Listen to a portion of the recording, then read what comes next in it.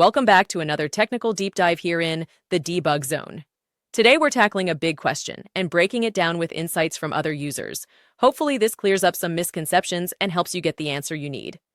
So buckle up, stay a little curious, and let's jump right in.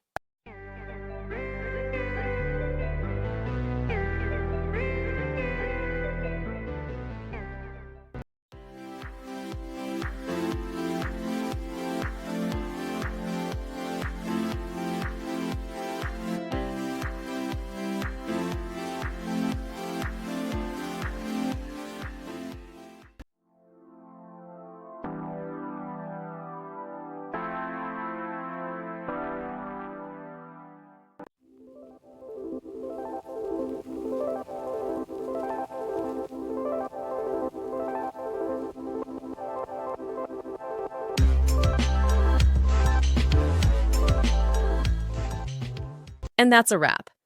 I hope you found the answer you were looking for. If you did, take a second to hit that subscribe button. It really helps out. And let me know in the comments which solution worked best for you. See you next time in the debug zone.